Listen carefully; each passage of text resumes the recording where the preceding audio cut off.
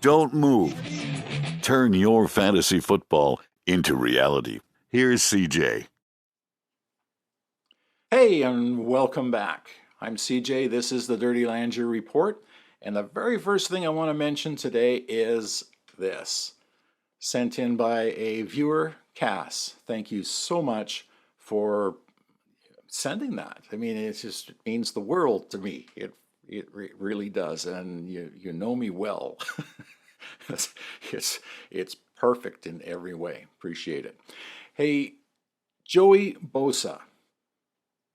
Okay, do you feel sorry for Joey Bosa?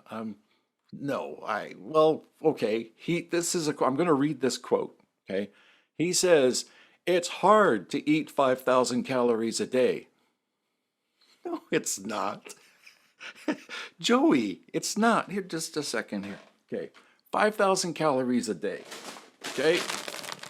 Chips, beer, these are good for you though, right?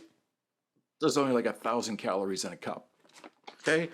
And of course, you can't have this without this. Joey, 5,000 calories a day to gain weight, to put on 20 pounds. Where were you during COVID? I mean, this was a daily routine, for crying out loud. A lot of us put on. I don't feel sorry for you, man. He's running at 250, and he wanted to be at 265, 270, which was his playing weight a couple of years ago. So he says he's getting back to that, feeling stronger, feeling healthier. It's funny because when I put on 20 pounds, I don't feel stronger, and I certainly don't feel healthier, but good on you, Joey Bosa. Now after that, drum roll, please. Oh yeah, the drummers. G is our drummer, our resident drummer, and he's actually out of town. So we don't have any drum roll for the next part of the show here. Dalvin Cook and Zeke Elliott both signed this week. And I went to the rankings to see what other people were ranking them, because in my world, it went up. But Dalvin Cook is now ranked as RB33, and Zeke is ranked, the current ranking is RB46. I'm speechless. Name me 32 running backs better for your fantasy team than Dalvin Cook. Tick tock, yeah, there isn't. And name me 45 running backs better than Zeke Elliott. Come on.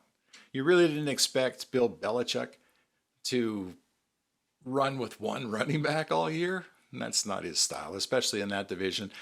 And as far as Cook is concerned, well, I'm sorry, but that's a good landing spot for him. I like it. I like him with Rodgers.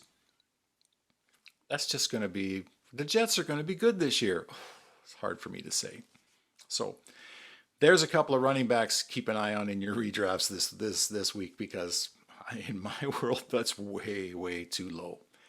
Now, 5 wide receivers that are going to break out. These aren't sleepers. These are guys that are already good, but I think are going to have phenomenal seasons.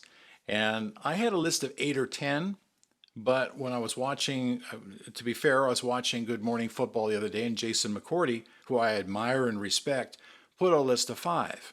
And all 5 of these were on my list of 8 that I already had.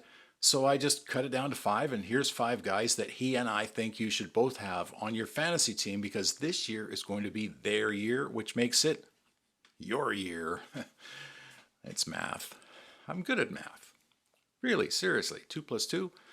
Any good accountant can tell you that 2 plus 2 is anything you want it to be. That's some bad jokes. But here's the 5. Van Jefferson, Nico Collins, Elijah Moore, Brandon Ayuk, and Jahan Dotson. Those 5 guys are going to have what we call breakout seasons. They are going to be phenomenal this year. Trust us. No, seriously though, if you can get those 5 guys, Nico Collins, I've been trying to get him all summer, and he's pretty expensive. Elijah Moore, I've managed to get a lot of shares of him, and that hasn't quite been as expensive. People were a little down on him, but when you see the connection that he's starting to get with Deshaun Watson in Cleveland, oh yeah, I mean, there's a guy that's easily ready to break out again. Well, 2 years ago with the Jets, he was pretty good. It's going to be pretty good again. So when you're looking at these guys, and if you can get them on your team, man, you are going to have a good season. And that's what fantasy football is all about. Winning, not tanking. Anyway, preseason continues. So after all that, let me throw this at you. The GOAT. We had a conversation in the lunchroom the other day about GOATs. And not the meh GOATs, the greatest of all time. And I just repeated my comment to the group. We actually have a group called the Dirty Landry Group. We've been together for over 40 years. But my thought on this was there is only one GOAT, and there only ever has been one GOAT. And I'm not talking football. I'm talking in sports, period. The greatest of all time is Muhammad Ali. And there's only one reason why Muhammad Ali is the greatest of all time, and that's because he called shotgun. In the 60s, he put up his hand and said, "I'm the greatest of all time." And he went in the ring and beat everybody. We'll see you next time. Hey, on the Dirty Landry Report, I'm CJ. Enjoy the rest of your day, and thank you for subscribing, liking, watching, and all your comments.